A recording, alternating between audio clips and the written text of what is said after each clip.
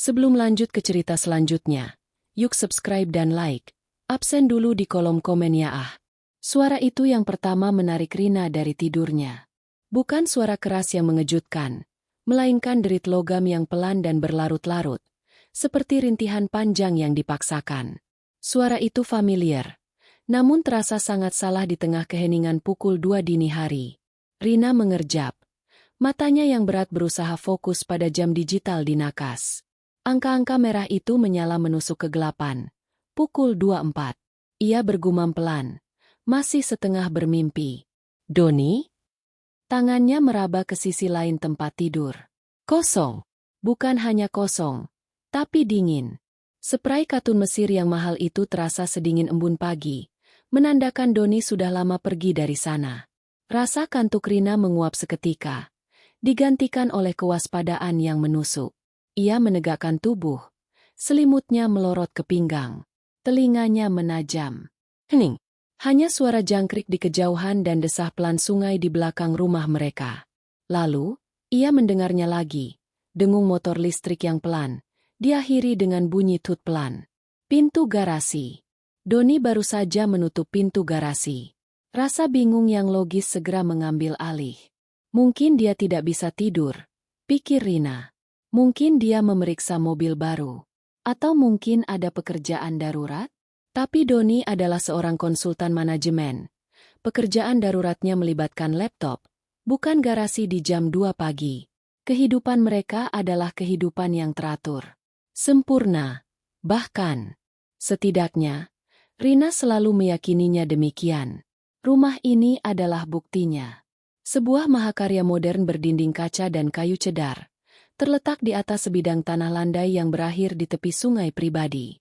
Mereka baru pindah 3 bulan lalu, sebuah perayaan 5 tahun pernikahan mereka. Doni menyebutnya, awal baru, mereka, tempat mereka akan membangun keluarga. Doni Sumnya, pria yang menjadi sandarannya. Doni yang selalu penuh perhatian, yang tidak pernah lupa membawakan kopi di pagi hari, yang selalu mencium keningnya sebelum tidur. Doni yang tenang, yang logis, yang tawa renyahnya adalah sauh bagi Rina. Pria itu tidak memiliki sisi misterius. Apa yang kau lihat, itulah yang kau dapatkan. Setidaknya, itulah yang Rina kira. Rasa dingin yang tak beralasan mulai merayapi punggung Rina. Ini bukan sekadar tidak bisa tidur. Ini terasa ganjil. Ia menyibak selimut. Kaki telanjangnya menyentuh lantai kayu yang dingin. Ia tidak menyalakan lampu. Hanya membiarkan cahaya bulan pucat yang masuk melalui jendela setinggi langit-langit menuntun langkahnya. Rumah mereka yang indah kini terasa terlalu besar, terlalu kosong. Bayangan-bayangan di sudut ruangan tampak memanjang dan mengancam. Alih-alih ke ruang tengah, firasat menariknya ke jendela kamar mereka. Jendela itu menghadap ke halaman belakang, langsung ke arah sungai. Dari sudut ini, ia tidak bisa melihat garasi. Tapi ia bisa melihat hampir seluruh halaman rumput yang terawat sempurna, yang kini bermandikan cahaya perak hantu. Awalnya, ia tidak melihat apa-apa. Hanya hamparan rumput yang berkilauan embun dan siluet hitam pepohonan di tepi air. Ia hampir berbalik, hampir meyakinkan dirinya sendiri bahwa ini semua hanya paranoia konyol seorang istri. Saat itulah ia melihat gerakan. Di tepi halaman, dekat batas vegetasi liar yang memisahkan rumput dari tepi sungai, sesosok bayangan bergerak. Itu adalah Doni. Rina menahan napas. Jantungnya mulai berdebar, bukan karena cinta atau gairah, tapi debaran primitif yang dingin. Doni tidak sedang berjalan-jalan santai. Dia berjuang. Rina menyipitkan mata, menekan telapak tangannya ke kaca jendela yang dingin. Suaminya, yang hanya mengenakan kaos tidur dan celana piyama yang biasa ia pakai, sedang membungkuk rendah. Ia sedang menyeret sesuatu. Sesuatu yang besar, gelap, dan sangat berat. Sebuah koper. Itu bukan koper bisnis Doni yang berlapis aluminium. Ini adalah koper check-in berukuran penuh. Jenis yang bisa menampung pakaian untuk sebulan. Koper itu tampak menggembung aneh. Dan roda-rodanya yang kecil sama sekali tidak berguna di atas rumput yang basah dan empuk. Rina menyaksikan dengan ngeri yang membeku. Doni menariknya dengan kedua tangan, Otot-otot di punggung dan lengannya menegang di bawah piyamanya. Ia terhuyung-huyung mundur selangkah demi selangkah, menyeret benda berat itu menuju kegelapan pepohonan di tepi sungai. Setiap beberapa langkah, ia berhenti, terengah-engah, dan ini yang membuat darah Rina membeku. Ia melirik cemas ke belakang, ke arah rumah, ke arah jendela kamar mereka. Seolah-olah, ia takut ketahuan. Sejuta pertanyaan meledak di benak Rina. Apa itu? Kenapa berat sekali? Kenapa dia membuangnya ke sungai? Rasionalisasi mencoba melawan. Mungkin itu sampah bangunan sisa renovasi? Mungkin alat-alat tua yang rusak? Tapi tidak ada satupun penjelasan yang terasa pas. Tidak ada yang bisa menjelaskan raut wajah panik suaminya. Tidak ada yang bisa menjelaskan kebutuhan mendesak untuk melakukan ini secara diam-diam di tengah malam buta. Doni, suaminya yang penuh kasih, tampak seperti orang asing yang putus asa. Ia melihat Doni mencapai tepi vegetasi. Pria itu memberikan satu tarikan terakhir yang penuh tenaga, dan koper itu menghilang bersamanya ke dalam bayang-bayang pepohonan yang menuju ke air. Rina terpaku di depan jendela. Tubuhnya gemetar meski udara malam tidak terlalu dingin. Ia tidak mendengar apa-apa lagi selain detak jantungnya sendiri yang memekakan telinga. Rumah impiannya tiba-tiba terasa seperti panggung untuk sebuah rahasia kelam. Dan pria yang ia cintai baru saja menyeret rahasia itu ke tepi sungai. Rasa terpaku Rina di depan jendela pecah. Hancur oleh gelombang adrenalin dingin yang menusuk. Ia tidak bisa hanya berdiri di sana. Ketakutan itu nyata, mencekik lehernya. Namun ada sesuatu yang lebih kuat mendorongnya. Ketidaktahuan. Ia harus melihat. Ia harus tahu apa yang suaminya, Doninya, lakukan di kegelapan. Pikirannya berpacu lebih cepat dari kakinya. Ia tidak mungkin keluar lewat pintu depan atau pintu dapur. Suara klik kunci akan terdengar di seluruh rumah yang hening. Tapi pintu geser di ruang keluarga. Ia bergerak tanpa suara. Bayangan di dalam bayangannya sendiri. Kakinya yang telanjang tidak menghasilkan suara di lantai kayu. Ia melewati sofa ruang tengah yang mahal, furnitur yang mereka pilih bersama, yang kini terasa asing dan dingin. Cahaya bulan yang menembus jendela kaca raksasa di ruang keluarga menerangi jalurnya. Tangannya gemetar hebat saat menyentuh pegangan logam pintu geser. Ia menariknya sepelan mungkin. Suara SSSSK pelan dari roda pintu di relnya terdengar memekakan telinga baginya. Seperti jeritan di tengah keheningan. Ia berhenti, mendengarkan. Tidak ada apa-apa. Hanya desas sungai dan detak jantungnya sendiri yang serasa memukul-mukul gendang telinganya. Ia menyelinap keluar ke teras batu. Udara malam yang lembab langsung menyergap kulitnya, membuat gaun tidurnya yang tipis menempel di tubuhnya. Embun terasa dingin menusuk di telapak kakinya. Untuk sesaat, ia merasa sangat terekspos. Berdiri di teras yang terbuka di bawah cahaya bulan. Rumput basah mencengkeram pergelangan kakinya saat ia berlari, membungkuk rendah, melintasi halaman yang baru saja diseret Doni. Tujuannya adalah pohon dedalu besar di batas properti, tempat dahan-dahannya yang menjuntai nyaris menyentuh tanah, menciptakan tirai alami yang sempurna. Ia mencapai pohon itu, terengah-engah dalam diam, dan menyelip di antara dahan-dahan yang basah. Daun-daun itu menampar wajahnya, meninggalkan aroma tanah yang lembab dan vegetasi yang membusuk. Dari sini, ia memiliki pandangan yang jelas, meski terhalang, ke tepian sungai yang kecil dan berlumpur, tempat pepohonan sedikit terbuka. Dan di sanalah Doni berada. Jaraknya kini hanya sekitar 20 meter. Rina bisa melihatnya dengan jelas. Doni sedang terengah-engah, bahunya naik turun. Koper besar itu tergeletak di samping kakinya di lumpur. Tampak lebih besar dan lebih mengancam dari dekat. Doni tidak langsung bertindak. Ia berdiri tegak sejenak, menyeka keringat di dahinya dengan lengan piyamanya, meskipun malam itu dingin. Lalu, ia melakukan hal yang membuat Rina menahan napas. Ia berbalik dan menatap lurus ke arah rumah. Jantung Rina serasa berhenti berdetak. Ia membeku di balik dedaunan dedalu. Yakin mata mereka bertemu. Dia melihatku. Ya Tuhan, dia tahu aku di sini. Tapi tatapan Doni kosong. Matanya menyapu jendela kamar tidur mereka di lantai 2, tempat Rina berdiri beberapa saat lalu. Ia tampak sedang memastikan. memastikan tidak ada lampu yang menyala, tidak ada gerakan. Setelah beberapa detik yang terasa seperti selamanya, Doni berbalik kembali menghadap sungai. Ia kini bergerak dengan urgensi yang panik. Ia meraih pegangan koper itu. Saat itulah Rina mendengarnya. Suaranya tidak keras, nyaris hilang ditelan suara aliran sungai. Tapi itu ada. Suara yang stabil, bernada tinggi, dan teredam. Decision.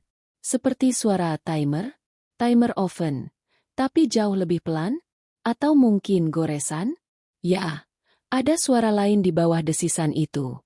Suara garukan pelan dan kering, seperti kuku yang diseret di bagian dalam bahan nilon koper. Bukan, bukan, bukan. Pikiran Rina menjerit. Itu bukan suara manusia. Itu jelas bukan suara binatang yang ia kenal. Suara itu mekanis, namun juga hidup. Kombinasi itu adalah hal paling mengerikan yang pernah Rina dengar. Suara elektronik yang teredam bercampur dengan goresan pelan yang putus asa. Doni tampaknya tidak mendengarnya, atau mungkin ia memilih untuk tidak mendengarnya. Dia sekarang berfokus pada tugas di depannya. Tepi sungai itu licin dan berlumpur. Koper itu, apapun isinya, jelas sangat berat. Ayo, ayo. Rina mendengar Doni menggeram pelan. Kata-kata itu lebih mirip dengusan binatang daripada ucapan manusia. Ia membungkukkan lututnya, mendapatkan pijakan yang lebih baik di lumpur. Ia mencengkeram pegangan koper dengan kedua tangan. Rina bisa melihat otot-otot trisep dan punggungnya menegang di bawah kain piyama yang basah oleh keringat dan embun. Ia mengayunkan koper itu. Satu kali. Koper itu hanya terangkat sedikit dari tanah. Terlalu berat. Doni mengumpat. Kata-kata kasar yang jarang Rina dengar darinya. Ia mencoba lagi. Ia mengambil ancang-ancang, memutar pinggulnya, dan mengayunkan koper itu ke belakang, lalu ke depan. 2 kali. 3 kali. Membangun momentum. Pada ayunan ketiga, ia melepaskannya dengan teriakan tertahan yang penuh tenaga. Koper itu melayang dalam lengkungan yang rendah dan berat di atas air sungai yang hitam legam. Benda itu tampak menggantung di udara sesaat. Sebuah siluet gelap sempurna melawan pantulan cahaya bulan di permukaan air. Lalu benda itu menghantam. Bukan percikan. Itu adalah gedebu. Suara itu dalam, berat, dan basah. Seolah-olah batu besar dijatuhkan ke lumpur tebal. Air sungai meledak ke atas dalam semburan hitam yang mengerikan, menyembunyikan koper itu dari pandangan. Rina tanpa sadar menekan tangannya ke mulut, menahan jeritan yang naik dari tenggorokannya. Suara benturan itu menggema di telinganya, memuakkan, dan final. Di tepi sungai, Doni berdiri membungkuk, kedua tangan bertumpu di lututnya. Ia terengah-engah. Ia tidak bergerak. Ia hanya menatap titik di mana koper itu tenggelam. Riak-riak besar menyebar dari titik benturan, mengganggu permukaan sungai yang tenang.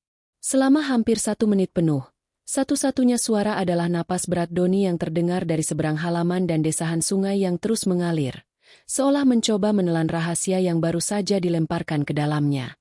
Rina gemetar tak terkendali di balik pohon dedalu. Rasa dingin embun kini telah meresap sampai ke tulang. Rina tetap tak bergerak. Rasanya ia telah berubah menjadi bagian dari pohon dedalu itu. Sebatang dahan yang gemetar kedinginan di tengah kegelapan.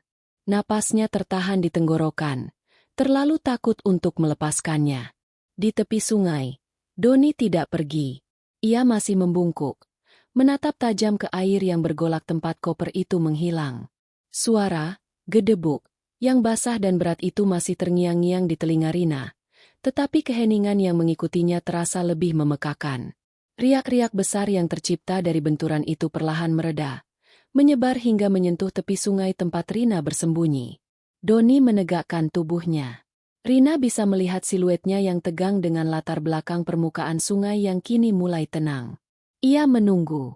Rina sadar, dengan gelombang mual yang baru, bahwa Doni sedang menunggu. Menunggu benda itu benar-benar tenggelam, ditelan oleh lumpur dan arus. Tapi benda itu tidak tenggelam. Saat riak terakhir memudar dan permukaan air kembali memantulkan cahaya bulan seperti cermin pecah, sesuatu yang gelap masih ada di sana. Awalnya Rina mengira itu hanya bayangan, Tapi ia menyipitkan mata. Itu nyata. Koper itu tidak tenggelam sepenuhnya. Arus sungai, yang tampak kuat di permukaan, rupanya tidak cukup deras di dekat tepian itu. Atau mungkin lemparan Doni kurang jauh. Koper itu, benda gelap dan bengkak itu, telah tersangkut. Rina bisa melihat garis luarnya yang samar, terjepit di antara sesuatu yang tampak seperti akar pohon tua yang menjorok dari bawah air dan tumpukan bebatuan yang licin. Koper itu miring, sebagian terendam, tetapi sebagian besar masih menyembul di atas permukaan air seperti punggung seekor binatang aneh yang sedang beristirahat. Doni melihatnya pada saat yang bersamaan. Rina tidak perlu mendengar umpatan itu untuk tahu bahwa suaminya sedang mengumpat. Ia melihat gerakan tubuh Doni yang tersentak marah. Ia meninju udara dengan kepalan tangannya. Kepanikan yang tadinya tersembunyi kini terlihat jelas. Sialan! Kata itu melintasi halaman, tajam dan penuh kebencian. Doni melangkah maju. Kakinya yang berpiyama terbenam hingga mata kaki di lumpur tepi sungai. Air dingin itu tampaknya sama sekali tidak memengaruhinya. Ia menatap koper yang tersangkut itu dengan tatapan putus asa. Ia akan mengambilnya. Pikiran itu melumpuhkan Rina. Doni akan masuk ke air untuk mengambilnya. Untuk melemparnya lagi. Lebih jauh. Dan untuk melakukannya, ia mungkin akan berjalan lebih jauh ke hulu, lebih dekat ke pohon dedalu tempat Rina bersembunyi. Rina menekan dirinya lebih dalam ke batang pohon. Dahan-dahan kecil yang basah menggaruk pipinya. Ia tidak berani bernapas. Ia memejamkan mata, berdoa agar Doni tidak melihatnya. Doni mengambil satu langkah lagi ke dalam air. Kini air sudah selututnya. Ia mengulurkan tangan, seolah mengukur jarak. Koper itu mungkin hanya berjarak 2 atau 3 meter darinya. Ia bisa meraihnya. Tiba-tiba, suara lain memecah kesunyian malam. Suara itu begitu modern dan tidak pada tempatnya sehingga Rina nyaris terlonjak. Suara dering ponsel. Doni membeku. Untuk sesaat, ia tampak bingung, seolah tidak mengenali suara itu. Dering itu, sebuah nada dering standar yang mengganggu, datang dari saku celana piyamanya. Dengan gerakan panik yang kikuk, Doni merogoh sakunya, hampir menjatuhkan ponsel itu ke air. Ia menariknya keluar. Cahaya putih kebiruan dari layar ponsel itu menerangi wajahnya, mengubah raut paniknya menjadi topeng hantu yang mengerikan. Mata Doni terbelalak, menatap layar itu. Ia tidak langsung menjawab. Ia menatap koper itu, lalu ke ponselnya. Ia terjebak dalam keraguan yang menyiksa. Dering itu berhenti, lalu segera mulai berdering lagi. Panggilan yang mendesak. Akhirnya, Doni menekan tombol jawab dan menempelkan ponsel itu ke telinganya. Ya! Suaranya serak, nyaris tak terdengar. Rina tidak bisa mendengar suara di seberang sana, tetapi ia bisa melihat bagaimana tubuh Doni menegang. Pundaknya terangkat ke telinganya. Ia tampak seperti orang yang sedang dimarahi habis-habisan. Ya! Aku tahu, kata Doni. Nadanya kini defensif. Ia melirik lagi ke koper yang tersangkut di sungai. Itu sudah beres. Ya, aku baru saja membereskannya. Sebuah kebohongan. Kebohongan yang terang-terangan, diucapkan sambil menatap kegagalannya. Doni mendengarkan lagi. Wajahnya pucat pasi di bawah cahaya ponsel. Apa? Sekarang? Aku. Baiklah. Ya, aku segera ke sana. Beri aku 15 menit. Ia menutup telepon. Tapi ia tidak bergerak. Ia berdiri di sana, selutut di dalam air sungai yang dingin, menatap koper itu. Rina bisa melihat perjuangan di dalam dirinya. Ia tidak bisa meninggalkan koper itu di sana. Itu adalah bukti. Tapi ia juga jelas harus pergi ke suatu tempat, menemui seseorang. Telepon di tangannya bergetar lagi. Sebuah pesan masuk. Itu tampaknya menjadi pendorong terakhir. Doni meraung frustrasi. Suara yang tertahan namun penuh amarah. Ia memukul permukaan air dengan tangannya, menciptakan percikan besar. Ia memberikan satu tatapan terakhir penuh kebencian pada koper itu. Janji yang belum selesai. Lalu ia berbalik. Ia terhuyung-huyung keluar dari air. Lumpur menetes dari celana piyamanya. Ia tidak berlari kembali ke rumah. Ia berlari ke garasi. Rina mendengar suara langkah kakinya yang berat dan basah di jalan setapak batu. Lalu decit pintu samping garasi. Beberapa detik kemudian, mesin mobil Doni, mobil SUV-nya yang bertenaga, menyala dengan raungan yang marah. Suara itu jauh lebih keras dari biasanya. Pintu garasi yang tadi ditutup Doni, kini kembali terbuka dengan derit motor listriknya. Rina berjongkok di balik pohon, gemetar hebat. Ia mendengar suara ban berderak di atas kerikil jalan masuk mereka. Lampu depan yang terang menyapu halaman, menembus pepohonan, nyaris menerangi tempat persembunyiannya. Lalu, mobil itu pergi. Suara mesinnya menderu kencang di jalanan yang sepi. Lalu perlahan menghilang di kejauhan. Hening. Kali ini, keheningan itu mutlak. Hanya ada suara jangkrik dan aliran sungai yang lembut. Doni telah pergi. Rina tetap di tempatnya selama 5 menit penuh. Mungkin 10. Ia tidak bisa mempercayai indranya. Tubuhnya gemetar hebat, bukan hanya karena dingin, tapi karena sisa-sisa adrenalin dan ketakutan yang luar biasa. Suaminya telah mencoba membuang sesuatu yang mengerikan. Dan ia berbohong tentang hal itu. Perlahan, sangat perlahan, ia bangkit. Kakinya kaku dan mati rasa. Ia melangkah keluar dari balik dahan-dahan dedalu, kembali ke halaman yang diterangi cahaya bulan. Matanya langsung tertuju ke sungai. Benda itu masih di sana. Koper itu menunggunya. Doni telah pergi. Keheningan yang ditinggalkannya terasa 1000 kali lebih berat daripada raungan mesin mobilnya. Halaman belakang itu kembali sunyi, hanya diisi oleh desah konstan sungai dan paduan suara jangkrik yang gelisah. Rina masih berdiri di halaman. Gaun tidurnya yang tipis menempel di kulitnya, basah oleh embun dan keringat dingin. Ia gemetar begitu hebat hingga giginya mulai bergemeletuk.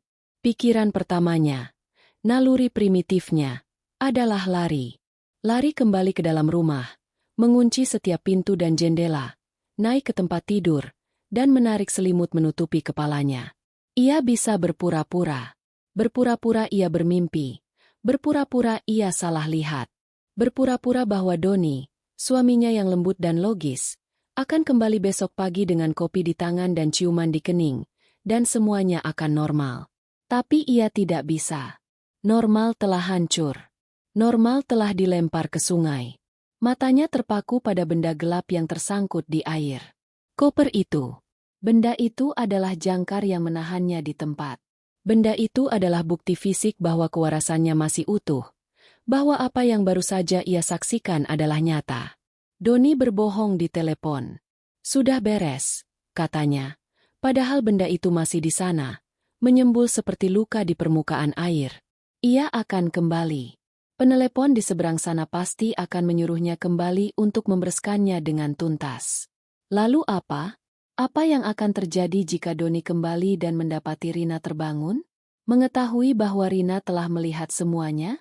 Pria yang ia lihat di tepi sungai tadi, pria yang mengumpat dan melempar dengan kekuatan putus asa, bukanlah pria yang ia nikahi. Dan Rina sangat takut pada pria asing itu. Namun, di balik rasa takut itu, ada sesuatu yang lain yang mulai tumbuh. Sesuatu yang panas dan tajam di perutnya. Rasa ingin tahu yang menggerogoti. Rasa ingin tahu yang sama kuatnya dengan rasa takutnya. Suara apa itu? Ia menajamkan telinganya. Menahan napas. Ia melangkah perlahan mendekati tepi air. Kakinya yang telanjang kini menginjak jejak berlumpur yang ditinggalkan Doni. Saat ia semakin dekat, ia mendengarnya lagi. Bukan garukan. Garukan itu telah berhenti. Tapi desisan itu masih ada. Tes. Itu adalah suara elektronik yang sangat pelan, bernada tinggi, dan stabil. Seperti sekring yang hampir putus. Atau timer. Pikiran itu menghantamnya. Sebuah timer. Rasa takut berganti menjadi urgensi yang panik. Apa yang sedang menghitung mundur di dalam koper itu? Ia tidak punya pilihan. Ia tidak bisa membiarkannya di sana. Ia tidak bisa menunggu Doni kembali. Ia harus tahu. Ia harus melihat apa yang suaminya coba tenggelamkan. Rina memindai halaman dengan putus asa. Ia tidak mungkin masuk ke air. Arusnya terlihat menipu dan ia tidak tahu seberapa dalam. Matanya tertuju pada gudang alat kecil di sudut properti, dekat pagar. Di dinding luar gudang itu, bersandar di antara skop dan penggaruk daun, ada alat pembersih kolam renang, jaring di ujung tiang aluminium teleskopik yang panjang. Ia berlari ke gudang, merenggut tiang itu dari tempatnya. Benda itu terasa dingin dan canggung di tangannya yang gemetar. Ia kembali ke tepi sungai. Kakinya langsung tergelincir di lumpur licin, membuatnya nyaris jatuh. Ia berjongkok, menstabilkan dirinya di tepian yang basah. "Ayo, Rina, ayo," bisiknya pada diri sendiri. Suaranya serak. Ia memanjangkan tiang itu. Aluminiumnya berderit memprotes. Ia mengulurkannya ke atas air. Ujung jaring itu nyaris tidak mencapai koper. Ia harus mencondongkan tubuhnya lebih jauh ke depan. Perutnya menekan lumpur di tepi sungai. Pokoknya dapatkan. Ia mencoba mengaitkan jaring itu ke pegangan koper. Gagal. Jaring itu terus tergelincir dari pegangan nilon yang licin dan basah. Koper itu, yang terendam sebagian, terasa sangat berat dan tersangkut erat di antara apapun yang menahannya di bawah air. Akar, batu, Rina tidak tahu. Tidak. Rintihnya frustrasi saat jaring itu terlepas lagi. Air mata panas mulai mengaburkan pandangannya. Air mata kemarahan, ketakutan, dan keputusasaan. Ia menarik napas dalam-dalam, mengusap matanya dengan punggung tangannya yang berlumpur. Ia mengubah taktik. Alih-alih mengait, ia akan mendorong. Dengan sisa tenaganya, ia menggunakan tiang itu sebagai tuas. Ia menancapkan ujung jaring ke sisi koper dan mendorongnya sekuat tenaga, mencoba melepaskannya dari apapun yang menjepitnya. Krak! Suara akar yang patah atau dahan yang bergeser. Koper itu bergerak. Benda itu sedikit tergeser, berayun bebas di arus sesaat. Sekarang, sebelum koper itu tersangkut lagi, Rina dengan cepat mengayunkan tiang itu dan berhasil menyelipkan jaring di bawah pegangan koper. Ia menariknya. Perlahan. Benda itu melawan. Beratnya luar biasa, penuh dengan air dan, entah apa lagi. Tiang aluminium itu melengkung di bawah tekanan. Rina menggeser tubuhnya mundur, menyeret dirinya dan bebannya keluar dari lumpur. Meter demi meter. Suara koper yang diseret di atas bebatuan dan lumpur terdengar keras di malam yang sunyi.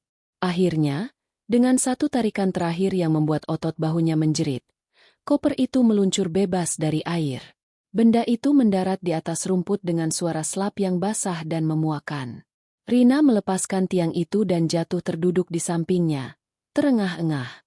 Ia basah kuyup, berlumpur dari kepala hingga kaki, dan gemetar tak terkendali. Tapi ia berhasil. Koper itu ada di depannya. Sebuah monster nilon hitam yang menggembung, meneteskan air sungai yang kotor ke rumput bersih mereka. Dan dari jarak sedekat ini, suara desisan elektronik itu tidak lagi samar. Suara itu jelas, nyata, dan semakin cepat. TSSSS. TSSSS. TSSSS. Koper itu tergeletak di atas rumput seperti seekor binatang gelap yang terluka, meneteskan air sungai yang kotor. Dan benda itu bersuara. TSSSS. TSSSS. TSSSS. Suara itu telah berubah. Bukan lagi desisan pelan yang stabil. Ritmenya semakin cepat, seperti hitungan mundur yang panik. Itu adalah suara teror murni, dan suara itu datang dari dalam koper. Untuk sesaat, Rina hanya bisa berlutut di rumput yang basah. Lumpur meresap ke gaun tidurnya, menatap benda itu. Setiap insting dalam dirinya menjerit untuk lari, untuk menjauh dari suara itu. Tapi rasa penasarannya, kebutuhannya untuk mengerti mengapa suaminya melakukan ini, telah bermutasi menjadi sesuatu yang lebih gelap, kebutuhan untuk bertahan hidup. Ia tidak bisa lari dari sesuatu yang tidak ia pahami. Ia meraih resletingnya. Tentu saja, koper itu terkunci. Dua penarik resleting utama disatukan oleh sebuah gembok kombinasi kecil namun kokoh. Bukan gembok murahan. TSSSS. TSSSS. TSSSS. Suara itu seakan mengejeknya. Doni akan kembali. Ia tidak tahu kapan, mungkin 1 jam, mungkin 10 menit. Ia tidak bisa meninggalkan benda ini di halaman. Berdetak. Dan ia tidak bisa membukanya di tempat terbuka ini. Gudang. Bisiknya. Gudang alat. Di sana ada perkakas. Di sana ada dinding. Ia mencoba mengangkat koper itu. Mustel. Benda itu mungkin seberat 100 kilogram. Kombinasi dari isi aslinya dan air sungai yang memenuhi kantong-kantongnya membuatnya menjadi beban mati yang luar biasa. Tidak ada pilihan. Ia harus menyeretnya. Rina mencengkeram pegangan atas koper itu. Pegangan yang sama yang digunakan Doni untuk melemparkannya. Ia menarik sekuat tenaga. Tubuhnya menegang kesakitan. Koper itu bergeming, lalu meluncur beberapa inci di atas rumput basah dengan suara robekan yang pelan. Ini adalah perjalanan terpanjang dalam hidupnya. Setiap meter terasa seperti kilometer. Ia menyeretnya melintasi halaman yang diterangi cahaya bulan, menjauh dari sungai, menuju bayangan gudang kayu di sisi rumah. Ia tergelincir di lumpur yang ia ciptakan sendiri. Napasnya keluar dalam bentuk kabut putih di udara dingin, terengah-engah seperti binatang yang diburu. TSSSTSSSTSSS. Suara itu seakan mengikutinya, menyemangatinya sekaligus mengancamnya. Akhirnya, ia sampai di gudang. Ia melepaskan pegangannya. Tangannya melepuh dan kram. Dengan jari-jari gemetar, ia membuka kait pintu gudang yang sederhana dan menarik pintu kayu itu hingga terbuka. Bau tanah pot yang lembab, pupuk, dan minyak bercampur menjadi satu. Ia tidak punya tenaga lagi untuk menyeretnya masuk. Ia menggunakan bahunya, mendorong koper itu melewati ambang pintu hingga tergeletak di lantai beton yang dingin.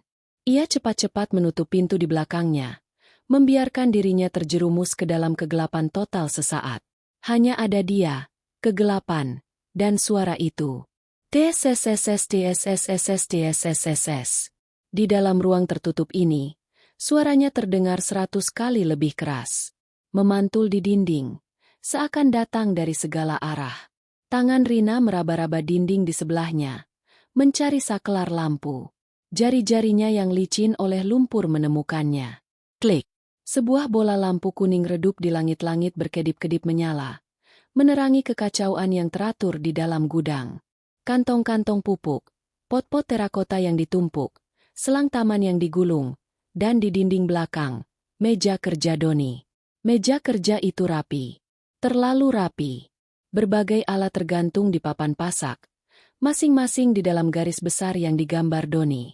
Palu, obeng, kunci pas semuanya diatur dengan presisi seorang ahli bedah. Keteraturan itu terasa sangat kontras dengan kekacauan yang baru saja Rina saksikan. Matanya tertuju pada gembok di koper. Sebuah gembok hitam dengan 4 roda kombinasi. Ia tidak punya waktu untuk menebak. Ia tidak tahu tanggal lahir Doni. Ia tahu, tentu saja. Tapi ia tidak punya waktu untuk mencoba semua kombinasi yang mungkin. TSSSTSSSTSSS. Ia bergegas ke meja kerja. Tangannya yang gemetar mengabaikan obeng. Ia butuh sesuatu yang lebih kuat. Ia mengambil palu cakar yang berat. Gagang kayunya terasa kokoh. Lalu, ia mengambil sebuah pahat baja, pahat dingin. Logamnya terasa dingin menusuk. Ia kembali ke koper, berlutut di lantai beton yang kotor. Dari dekat, ia bisa mencium baunya. Bukan hanya bau air sungai yang busuk. Ada bau lain yang menyengat, tersembunyi di baliknya. Bau bahan kimia yang tajam. Seperti pemutih, atau amonia. Rina menelan ludah, berusaha menekan rasa mualnya.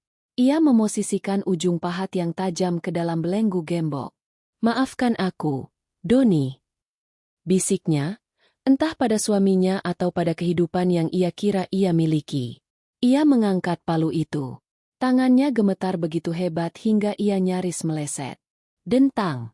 Suara logam beradu dengan logam memekakan telinga di ruang kecil itu.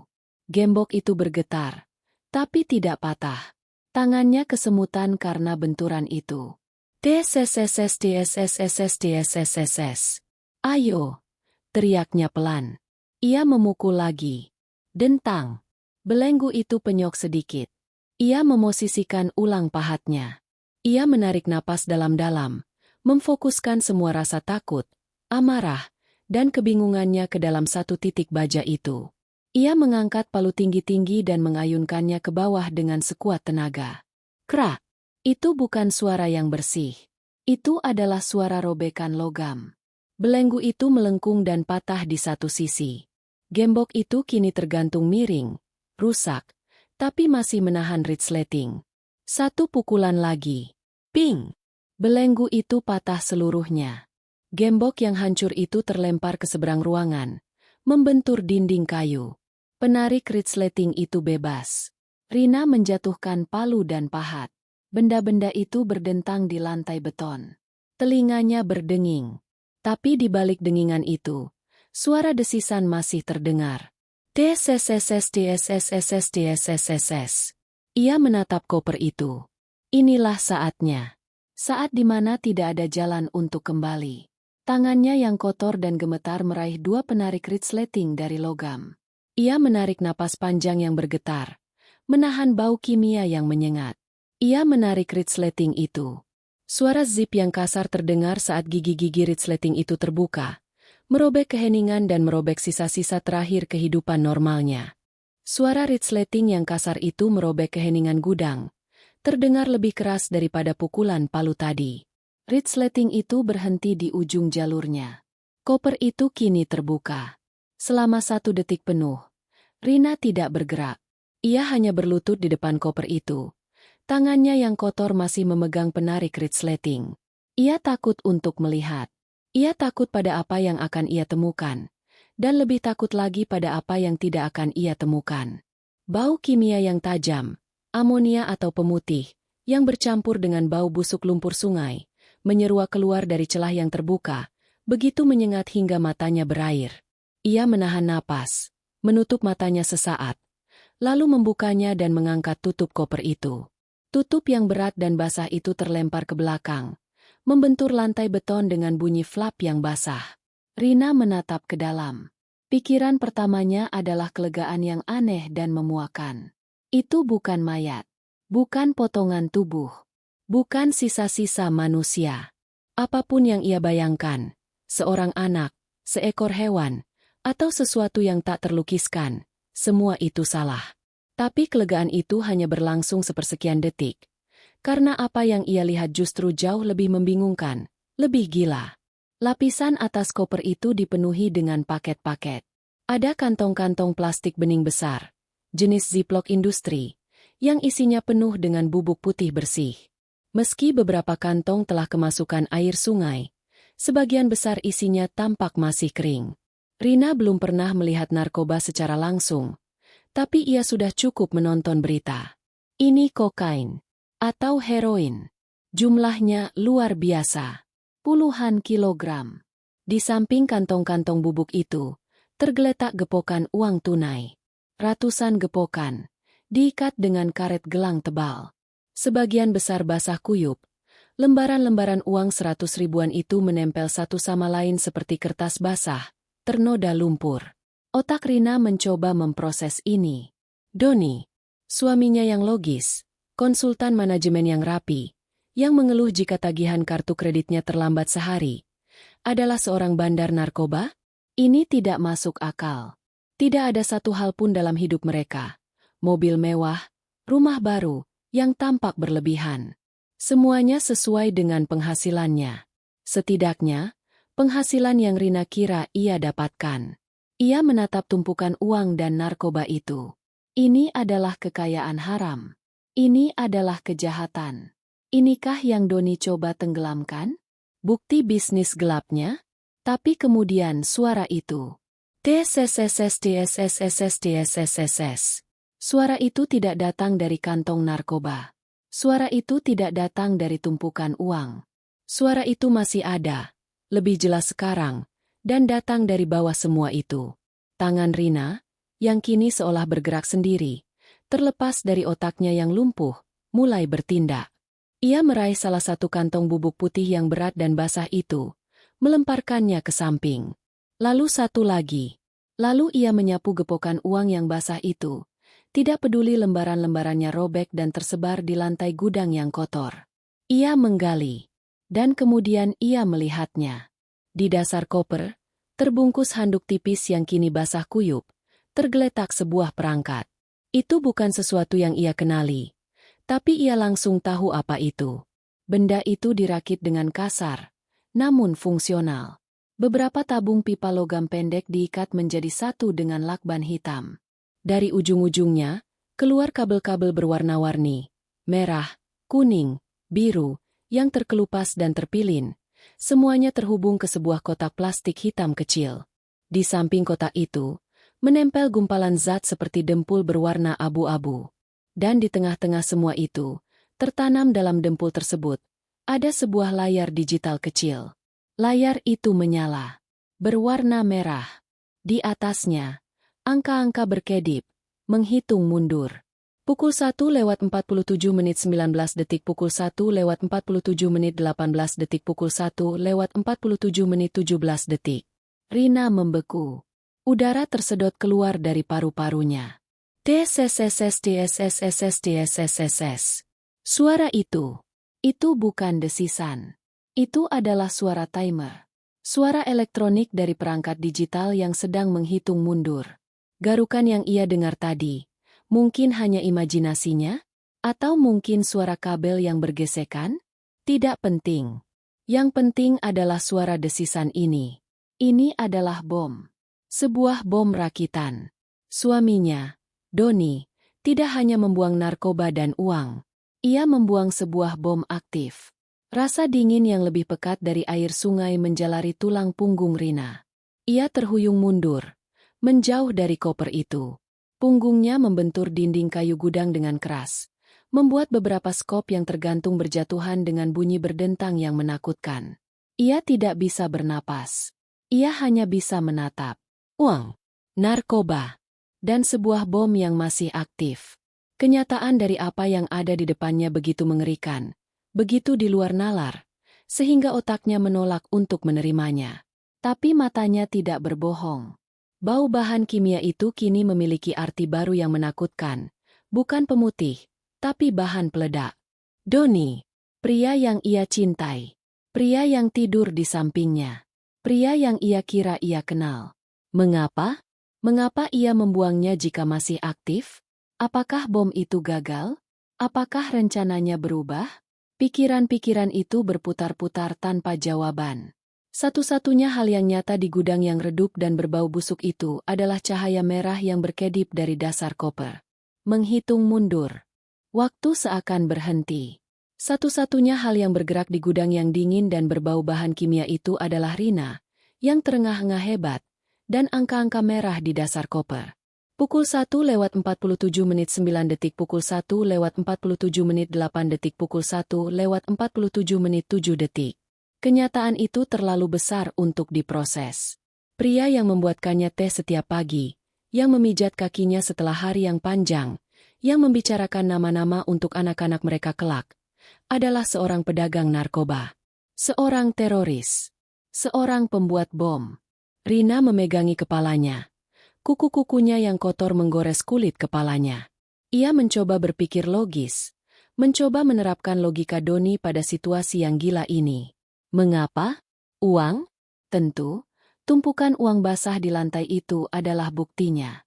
Tapi mengapa bom? Apakah ia berencana meledakkan sesuatu untuk menutupi jejaknya? Apakah ini bom yang gagal? Apakah ia panik? Telepon itu. Doni pergi karena telepon itu. Seseorang di seberang sana menyuruhnya datang. Seseorang yang membuatnya berbohong tentang koper yang sudah beres. Pria yang Rina lihat di tepi sungai, pria yang mengumpat dan melempar dengan kekuatan putus asa itu, adalah Doni yang asli. Dan pria yang memasakkan makan malam untuknya tadi malam itu adalah Topeng. Rasa takut yang melumpuhkan itu mulai sedikit memudar, digantikan oleh amarah yang dingin dan menusuk. Ia telah dibohongi. Seluruh hidupnya adalah kebohongan. Matanya yang berair kembali memindai isi koper itu. Narkoba, uang, bom, kekacauan yang basah dan kotor. Tapi ada satu hal lagi. Satu hal yang tidak pada tempatnya di antara barang-barang kriminal itu. Benda itu terselip di samping perangkat bom, hampir tersembunyi di bawah lipatan handuk basah yang membungkus perangkat itu. Benda itu terbungkus rapi. Sebuah map dokumen folio berwarna kuning, disegel di dalam kantong plastik ziplock bening yang tebal, jenis yang sama yang membungkus narkoba itu. Kantong itu kedap air. Apapun yang ada di dalamnya, Doni tidak ingin benda itu basah. Rasa ingin tahu yang sama, yang telah menariknya dari tempat tidur, yang memaksanya mengambil koper itu, kini menarik tangannya. Ia ragu-ragu. Tangannya terulur di atas bom yang sedang berdetak itu. Jaraknya hanya beberapa sentimeter dari kabel-kabel berwarna-warni dan dempul abu-abu yang menakutkan itu. TSSSTSSSTSSSS. Suara itu adalah detak jantung iblis. Persetan, bisik Rina. Ia menjulurkan tangannya dengan cepat, menyambar kantong plastik itu, dan menariknya keluar dari koper. Ia terhuyung mundur, kembali bersandar ke meja kerja, menjauhkan dirinya dari bom itu sejauh mungkin di dalam ruangan sempit itu. Jantungnya berdebar begitu kencang hingga ia merasa akan pingsan. Ia menatap kantong di tangannya. Melalui plastik bening, ia bisa melihat kertas-kertas di dalamnya. Tangannya yang gemetar, kotor oleh lumpur dan oli, berjuang membuka segel ziplock yang kuat itu. Ia merobeknya dengan paksa. Ia menarik keluar isinya. Ada 2 set dokumen. Yang pertama adalah selembar kertas besar yang dilipat. Ia membukanya di atas meja kerja, di antara kaleng-kaleng cat yang berkarat. Itu adalah cetak biru. Denah lantai. Rina mengenali tata letak itu seketika. Itu adalah bank swadaya di pusat kota. Tempat ia dulu bekerja sebagai teller sebelum menikah dengan Doni. Tempat Doni masih menyimpan rekening bisnis, konsultasinya. Ada lingkaran-lingkaran merah yang digambar tangan di beberapa titik. Di pintu masuk utama. Di ruang arsip. Dan 1 X besar yang tebal tepat di atas lokasi brankas utama. Mual menyerangnya lagi. Doni tidak hanya akan meledakkan sesuatu. Ia akan merampok bank. Bank tempatnya dulu bekerja. Lalu, ia melihat dokumen kedua. Dokumen ini lebih tebal, dijilid dengan rapi. Kertasnya berkualitas tinggi. Bahkan setelah terendam singkat, tintanya tidak luntur. Di sampul depan, dalam huruf tebal, tertulis, Polis Asuransi Jiwa. Rina membeku. Ini tidak mungkin. Mengapa polis asuransi ada bersama ini semua? Dengan perasaan ngeri yang semakin dalam, ia membuka halaman pertama. Matanya memindai teks hukum yang padat itu, mencari nama. Dan ia menemukannya. Nama tertanggung, Rina Wulandari, nomor polis, 901A44B. Darah serasa terkuras dari wajahnya. Ini polis asuransinya. Ia membalik halaman dengan panik, mencari detailnya. Tanggal efektif, 15 Oktober 2025. 3 minggu lalu. Tepat 3 minggu lalu. Rina ingat hari itu. Doni pulang membawa bunga, mengatakan bahwa penasihat keuangan mereka menyarankan untuk memperbarui rencana masa depan mereka. Ia menyuruh Rina menandatangani beberapa dokumen. Rina menandatanganinya tanpa membaca. Ia sedang memasak makan malam. Ia memercayainya. Matanya terus bergerak ke bawah halaman, ke bagian yang paling penting. Nilai pertanggungan kematian, 10 miliar rupiah. 10 miliar rupiah. Jumlah itu begitu besar, begitu absurd, hingga Rina tertawa. Suara tawa itu terdengar serak dan gila di dalam gudang yang sunyi. Lalu ia melihat baris terakhir. Penerima manfaat utama, Doni Prasetyo, suami. Klik. Semuanya jatuh pada tempatnya. Potongan-potongan teka-teki yang mengerikan itu membentuk sebuah gambar yang lengkap dan menakutkan. Narkoba, uang, bom di bank, dan polis asuransi jiwa senilai 10 miliar atas namanya. Ini bukan rencana yang terpisah. Ini semua adalah satu rencana besar. Doni tidak hanya akan merampok bank. Ia akan menutupi jejaknya. Tapi bagaimana? Lalu Rina mengerti. Bom itu. Rina menatap kembali ke koper. Ke angka-angka merah yang terus berdetak tanpa ampun. Pukul 1:45:12, pukul 1:45:11. Suara garukan. Suara garukan yang ia dengar dari koper saat Doni menyeretnya. Itu bukan imajinasinya. Itu bukan kabel. Ya Tuhan. Itu adalah suara aneh. Suara yang ia dengar di dalam koper. Rina tersentak. Ia menatap koper itu dengan kengerian baru. Terdengar suara aneh di dalam koper. Rina menjatuhkan dokumen-dokumen itu. Ia merangkak kembali ke koper, mengabaikan bom itu. Ia menyibak tumpukan narkoba dan uang yang tersisa dengan panik. Tidak ada apa-apa. Hanya bom. Pikirannya berputar. Lalu suara apa itu? Tidak penting. Yang penting adalah bom itu ada di sini. Di gudang ini. Bersamanya. Polis asuransi itu. Bom itu. Semuanya menjadi jelas. Ini bukan bom yang gagal. Ini bukan rencana yang berubah. Doni melemparkannya ke sungai karena ia panik saat ditelepon. Dan sekarang bom itu ada di sini. Di gudang alatnya. Di propertinya. Jika bom ini meledak, Rina akan berada di dekatnya. Ia akan tewas dalam kecelakaan tragis di rumah. Mungkin ledakan itu akan memicu kebakaran. Rumah mereka akan hancur.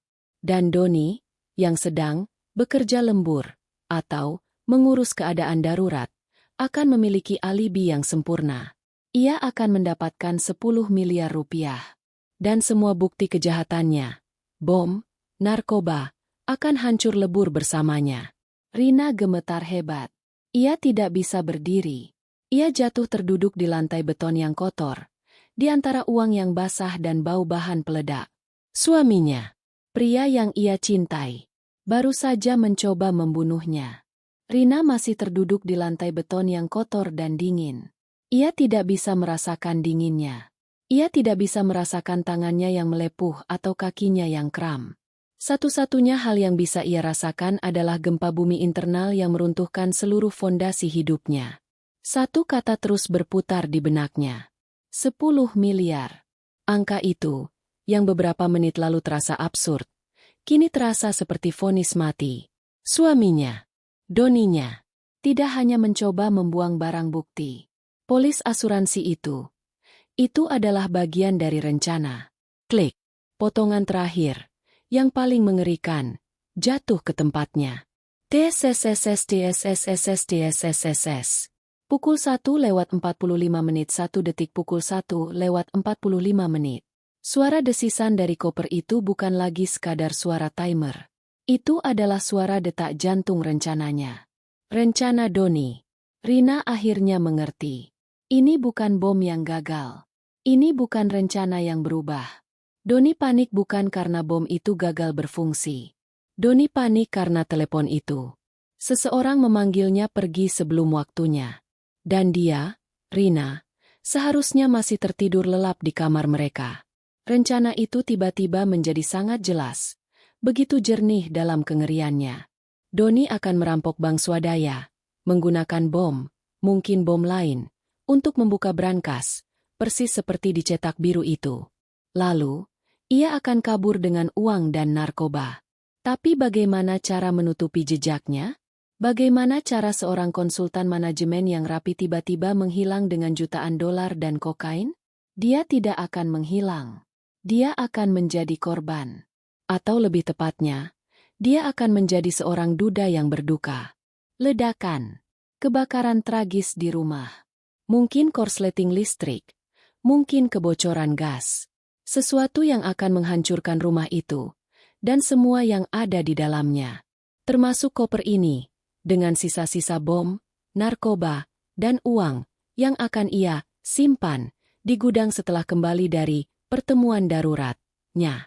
Dan yang paling penting, ledakan itu akan membunuh istrinya yang sedang tertidur. Rina, dialah target sebenarnya. Uang narkoba itu besar, tapi uang asuransi itu bersih. 10 miliar rupiah. Cukup untuk memulai hidup baru di mana saja di dunia. Sebagai seorang duda kaya raya yang baru saja kehilangan segalanya. Kehidupan sempurna mereka, rumah baru di tepi sungai, pernikahan yang harmonis, semuanya adalah kebohongan. Itu adalah panggung yang disiapkan Doni. Ia membutuhkan citra, pasangan bahagia, untuk polis asuransi itu. Ia membutuhkan istri yang mempercayainya, yang akan menandatangani dokumen apapun yang ia sodorkan. Rasa mual yang hebat menghantam Rina. Ia membungkuk dan muntah di lantai beton. Cairan asam lambung yang pahit bercampur dengan lumpur dan air sungai. Ia tidak punya apa-apa lagi untuk dikeluarkan selain rasa takut. Ia mengangkat kepalanya. Matanya yang perih menatap angka-angka merah itu. Pukul 1:43:22, pukul 1:43:21. Ia baru saja menyeret bom yang seharusnya membunuhnya ke dalam gudang ini. Ia telah melakukan pekerjaan Doni untuknya. Jika ia tetap di sini, rasa dingin yang melumpuhkan itu pecah. Hancur oleh gelombang adrenalin murni yang membakar. Lari. Perintah itu datang bukan dari otaknya, tapi dari insting bertahan hidupnya yang paling dasar. Rina mencoba berdiri. Kakinya seperti jeli. Ia menggunakan meja kerja Doni yang rapi, meja kerja sang pembunuh, untuk menarik dirinya berdiri. Ia terhuyung-huyung, nyaris jatuh kembali. Ia harus pergi. Ia harus memanggil polisi. Pikirannya yang panik mencari jalan. Rumah? Ia bisa lari ke dalam, mengunci pintu, menelepon dari telepon rumah. Ia berhenti. Tangannya sudah digagang pintu gudang yang mengarah ke dapur. Jika Doni cukup teliti untuk merencanakan bom dan polis asuransi, ia pasti cukup teliti untuk memiliki rencana cadangan. Rumah itu bukan lagi tempat yang aman. Rumah itu adalah jebakan. Bagaimana jika Doni juga merusak saluran gas? Bagaimana jika gagang pintu itu terhubung dengan sesuatu? Bagaimana jika ada bom lain? Paranoia itu terasa dingin dan logis. Ia tidak bisa mempercayai apapun yang telah disentuh Doni. Pintu gudang yang ia masuki. Pintu yang menghadap ke halaman belakang. Itu satu-satunya jalan. Bom itu masih berdetak di belakangnya. TSSSTSSSTSSSS.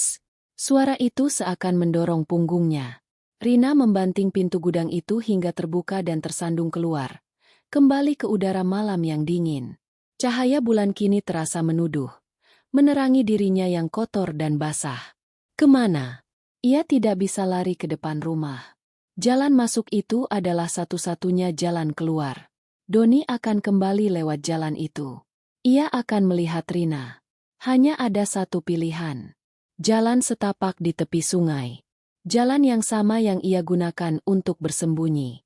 Jalan itu gelap, tertutup pepohonan, dan mengarah menjauh dari rumah, menuju ke jalan raya utama yang jaraknya sekitar 1 kilometer. Rina berlari. Ia berlari seperti belum pernah berlari seumur hidupnya. Ia tidak peduli lagi pada keheningan. Ia berlari membabi buta, menerobos halaman rumput yang basah. Ia tidak memakai alas kaki.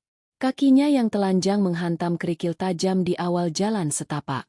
Rasa sakitnya menusuk, tapi ia tidak berhenti. Ia terus berlari. Dahan-dahan pohon yang rendah mencambuk wajah dan lengannya, meninggalkan goresan perih. Lumpur dingin menyiprat hingga ke lututnya. Ia tergelincir, jatuh bertumpu pada lututnya di atas akar pohon yang menonjol, lalu bangkit lagi tanpa merasakan sakit. Satu-satunya hal yang ada di benaknya adalah suara timer itu. TSSSTSSSTSSSS. Ia seakan bisa mendengarnya di belakang telinganya, mengejarnya. Setiap langkah yang ia ambil, ia membayangkan bola api meledak di belakangnya, menelan rumah impiannya, menelan gudang itu. Napasnya tersengal-sengal, keluar sebagai robekan yang menyakitkan di dadanya yang sesak. Paru-parunya terasa seperti terbakar. Tapi ia tidak bisa berhenti. Berhenti berarti mati. Pria yang ia cintai ingin ia mati. Pikiran itu memberinya kekuatan baru. Amarah menggantikan rasa takut. Amarah pada kebohongannya. Amarah pada setiap ciuman, setiap pelukan, setiap "aku cinta kamu", yang ternyata hanyalah bagian dari skema pembunuhan. Ia mendorong dirinya lebih keras, melewati pepohonan yang semakin lebat. Jalan setapak itu hampir tidak terlihat dalam kegelapan.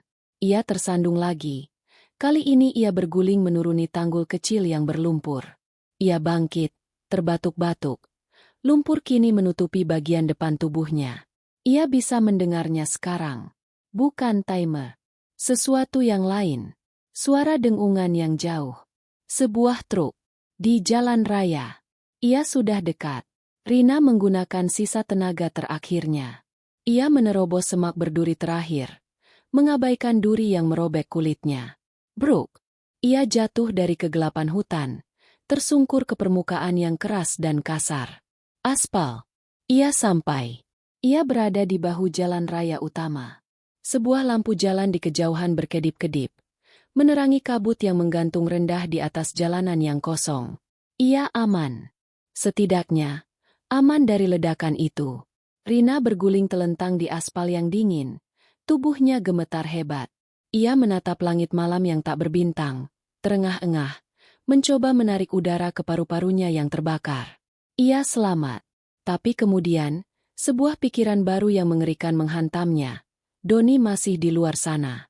Dan Doni tahu ia tidak ada di dalam rumah saat bom itu meledak. Rina terbaring di aspal yang kasar dan dingin. Setiap tarikan napas merobek paru-parunya yang terasa mentah. Udara malam yang lembab terasa membekukan di kulitnya yang basah kuyup oleh lumpur dan keringat. Ia telah berhasil. Ia keluar. Ia selamat dari ledakan itu. Tapi kemudian, pikiran terakhir dari bab 8 menghantamnya dengan kekuatan fisik. Doni akan tahu. Pria itu akan kembali. Entah dari pertemuan darurat-nya, atau setelah ia sadar koper itu tidak benar-benar tenggelam. Ia akan kembali ke rumah, mengharapkan tumpukan puing yang terbakar dan seorang istri yang tewas. Tapi ia akan menemukan rumah yang utuh. Gudang yang utuh, setidaknya untuk 1 jam ke depan. Dan seorang istri yang hilang. Rasa aman yang singkat itu menguap. Digantikan oleh teror yang lebih dingin dan lebih cerdas. Doni akan tahu ia selamat. Doni akan tahu ia tahu. Dan Doni akan mencarinya. Pikiran itu membuatnya bangkit. Rasa sakit melandanya seketika. Telapak kakinya yang telanjang, yang berlari di atas kerikil dan dahan, kini terasa seperti terbakar. Setiap milimeter kulitnya yang tergores terasa perih. Tapi ia tidak peduli. Ia memindai kegelapan. Ia sendirian di jalan raya yang sepi. Tidak ada mobil. Tidak ada apa-apa. Ia membutuhkan polisi. Ia membutuhkan bantuan. Matanya tertuju pada sebuah kedipan cahaya kuning di kejauhan. Sekitar 100 meter di persimpangan jalan. Pos jaga. Pos keamanan lingkungan yang kecil dan terbuat dari beton. Yang selalu ia lewati setiap hari tanpa pernah meliriknya. Itu adalah satu-satunya harapannya. Rina memaksa dirinya untuk berlari lagi. Ini bukan lari. Ini adalah serangkaian langkah tertatih-tatih yang menyakitkan di bahu jalan yang berbatu. Setiap langkah mengirimkan gelombang rasa sakit ke atas kakinya. Tapi ia terus bergerak, didorong oleh gambaran angka-angka merah yang terus menghitung mundur di gudangnya. Ia mencapai pos jaga itu, nyaris merangkak di beberapa meter terakhir. Ia tersandung melewati pintu terbuka yang sempit dan ambruk di dalamnya. Ruangan itu kecil, mungkin hanya 2 kali 2 meter, dan kosong. Sesuai dugaan, tidak ada penjaga di jam selarut ini. Bau rokok kretek yang basi dan debu menggantung pekat di udara. Sebuah lampu neon redup di langit-langit berkedip-kedip tak menentu, menerangi sebuah meja kayu reot dan sebuah kursi plastik yang terbalik. Dan di atas meja itu, sebuah telepon. Bukan telepon modern. Itu adalah telepon putar model lama berwarna krem yang sudah menguning. Jenis yang Rina kira sudah tidak ada lagi. Pasti terhubung ke pos jaga utama atau entah kemana. Apakah ini bahkan berfungsi? Dengan tangan yang gemetar hebat hingga ia nyaris tidak bisa mengendalikannya. Rina mengangkat gagang telepon yang berat dan dingin itu. Ia menempelkannya ke telinganya. Hening. Lalu, sebuah nada sambung. Lirih, berderak, tapi ada. Jari-jarinya yang kaku dan berlumpur berjuang dengan lubang-lubang di roda putar. Ia salah memutar angka 2 kali. Sialan. Ayo. Ia menarik napas, memaksakan ketenangan. Tetu. 0. Setiap putaran roda itu terasa seperti selamanya. Ia mendengarkan. 1 kali dering. 2 kali. Polisi. Selamat malam. Suara di seberang sana begitu tenang, begitu profesional, begitu normal, sehingga cangkang rapuh yang menahan Rina agar tidak hancur akhirnya pecah berkeping-keping. Sebuah suara serak yang mengerikan keluar dari tenggorokannya, setengah isakan, setengah jeritan. "Tolong! Ya Tuhan, tolong saya!" "Ibu? Ibu! Tenang. Bicaralah yang jelas. Apa yang terjadi? Di mana lokasi Anda?" Suara operator itu tetap tenang. Namun kini ada nada mendesak di dalamnya. Rina memejamkan mata erat-erat, mencengkeram gagang telepon dengan kedua tangannya. Ia mencoba lagi, memaksa kata-kata itu keluar melewati tenggorokannya yang tercekat. "Suami saya," katanya. Suaranya bergetar hebat. Namanya Doni Prasetyo. Dia membuang bom ke sungai. Hening sesaat di seberang sana. "Ibu bilang bom? Bom?" "Ya, bom. Di belakang rumah saya. Jalan Cendana nomor 12. Di tepi sungai. Tapi koper itu tersangkut. Saya mengambilnya." "Ibu mengambilnya?" Suara operator itu kehilangan ketenangannya. "Ibu, di mana bom itu sekarang?" Di gudang alat saya. Dan bomnya aktif. Masih berdetak. Tadi sisa 1 jam lebih sedikit. Saya tidak tahu sisa berapa lama lagi. Tolong." "Baik. Ibu. Saya kirimkan petugas dan tim gegana ke lokasi Anda. Jalan Cendana 12. Nama ibu siapa?" "Rina. Rina Wulandari." "Tapi bukan itu saja." Kata-kata itu kini tumpah ruah. Ia tidak bisa menghentikannya. Di dalam koper itu ada narkoba. Banyak sekali. Dan uang. Dan ada polis asuransi jiwa. Atas nama saya. Dia mau membunuh saya. Dia merencanakannya. Dia akan dapat 10 miliar. "Ibu, tenang. Petugas sudah meluncur. Anda ada di mana sekarang? Apakah Anda aman?" Saya di pos jaga. Di persimpangan jalan raya. Saya lari. Saya takut dia kembali. Dia akan tahu saya tidak di rumah. Tolong cepat. Dia akan mencari saya." "Ibu, tetap di pos jaga. Kunci pintunya jika bisa. Petugas akan segera ke sana. Tetap ditelepon dengan saya." Tapi Rina tidak mendengarkan lagi. Ia menjatuhkan gagang telepon itu. Benda itu berayun-ayun di kabelnya yang keriting, membentur-bentur meja kayu dengan bunyi klak-klak yang pelan. Panggilan itu telah dibuat. Bantuan sedang dalam perjalanan. Ia tidak bisa tinggal di dalam pos. Terlalu terang, terlalu terekspos. Rina tersandung keluar dari pos jaga itu, kembali ke kegelapan. Ia menyelinap ke sisi belakang bangunan beton itu, merosot ke tanah yang lembab di antara semak-semak yang tumbuh liar. Dari sini, ia terlindung dari pandangan, tapi ia bisa melihat persimpangan itu dengan jelas. Ia memeluk lututnya yang gemetar, tubuhnya yang kotor dan terluka meringkuk menjadi bola sekecil mungkin. Satu-satunya hal yang bisa ia lakukan sekarang adalah menunggu. Menunggu polisi, atau menunggu Doni menemukannya lebih dulu. Rina meringkuk di balik pos jaga beton yang dingin. Kata, menunggu. Terasa terlalu pasif untuk apa yang ia alami. Ini bukan menunggu bus. Ini adalah penyiksaan. Setiap detik yang berlalu adalah setetes air di atas batu, mengikis sisa kewarasannya. Tubuhnya telah mati rasa. Dinginnya tanah yang lembab, kerikil tajam yang menusuk pinggulnya, goresan-goresan di lengan dan wajahnya. Semua itu terasa jauh. Satu-satunya hal yang nyata adalah teror yang berdenyut-denyut di dalam dirinya dan suara-suara malam. Setiap suara adalah ancaman. Deru mesin di kejauhan membuat jantungnya melonjak ke tenggorokan. Tetapi itu hanya sebuah truk gandeng yang melaju kencang di jalan raya. Lampu-lampunya menyapu persimpangan sesaat sebelum menghilang. Suara dahan yang patah di hutan di seberang jalan membuatnya tersentak. Tetapi itu mungkin hanya seekor musang. Ia terus-menerus memutar ulang angka-angka di benaknya. Pukul 1:45. Itulah sisa waktu yang ia lihat kapan? 15 menit yang lalu? 20? Berapa lama ia berlari? Berapa lama ia menelepon? Ia tidak tahu. Ia tidak memakai jam tangan.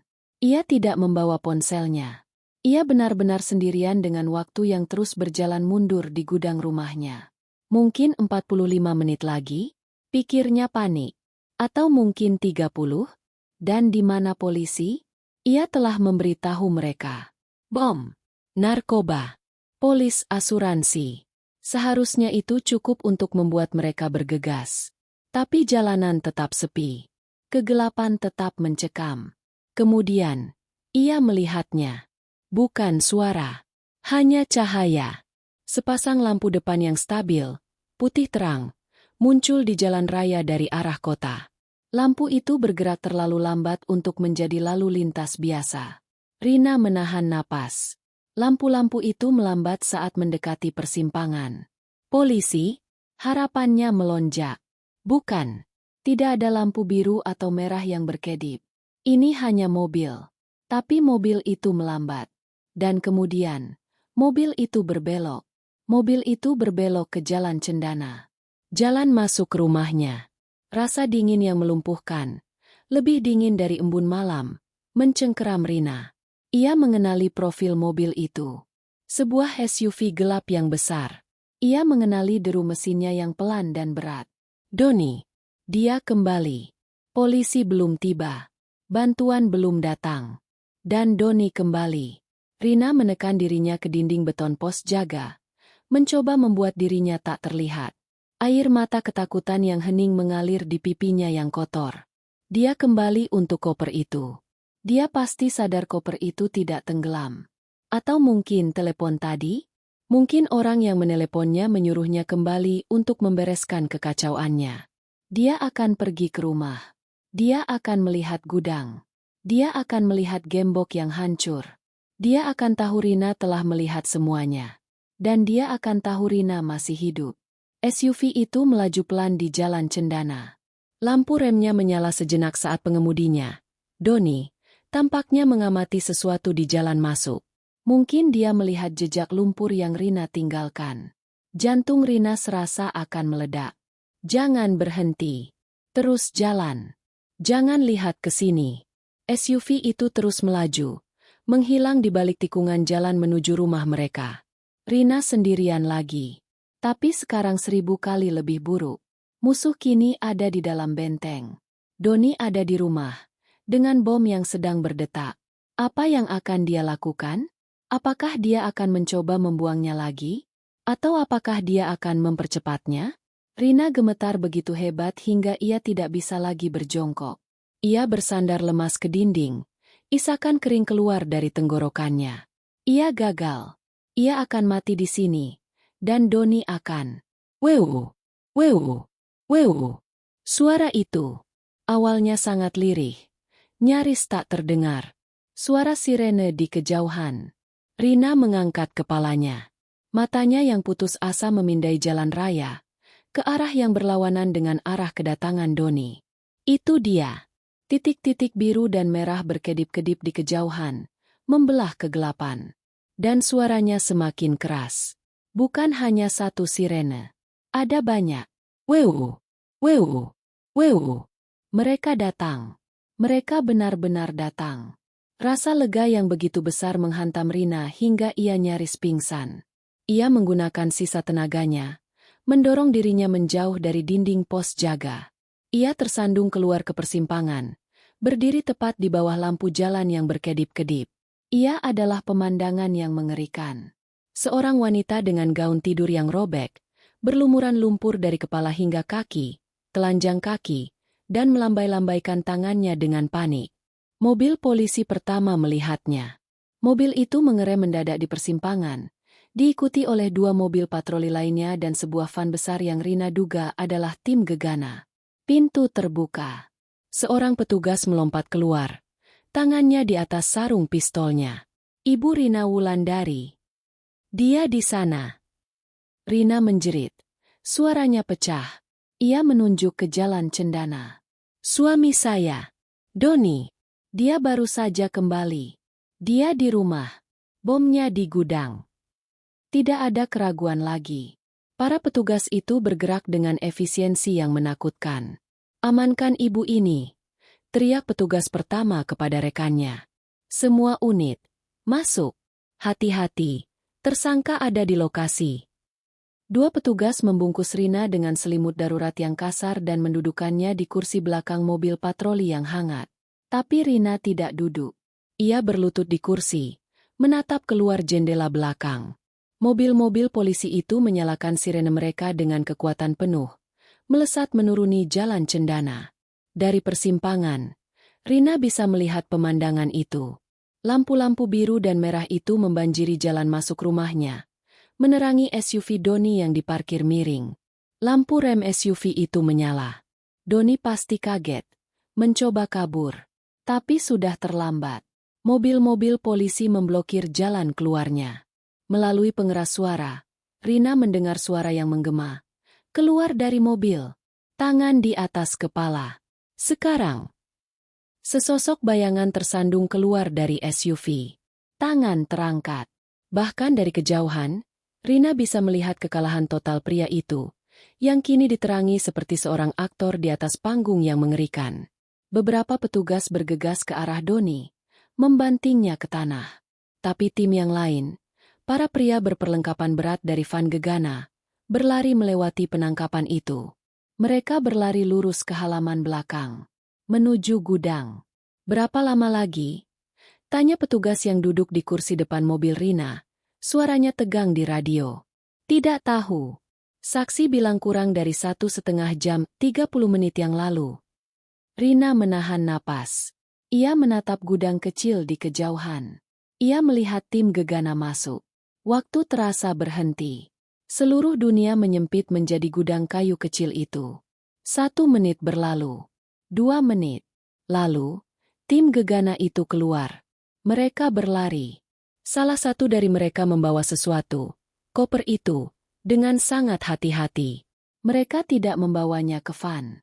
Mereka membawanya ke tepi sungai, ke area terbuka yang berlumpur. Radio di mobil berderak. Bom sudah diamankan. Sisa waktu, 45 detik. 45 detik. Rina terkulai di kursi belakang. Ia melepaskan napas yang sepertinya sudah ia tahan selama 1 jam. Udara keluar dari paru-parunya dalam satu isakan panjang yang menyakitkan. Doni diborgol dan diseret ke mobil patroli lain. Saat mereka melewatinya, matanya bertemu dengan mata Rina. Tidak ada cinta di sana. Tidak ada penyesalan. Hanya kebencian yang dingin dan kosong. Kebencian seorang pria yang rencananya telah dihancurkan. Rina memalingkan wajahnya. Ia selamat. Di kejauhan, ia mendengar suara bom yang teredam. Tim Gegana meledakkan bom itu dengan aman. Semuanya sudah berakhir.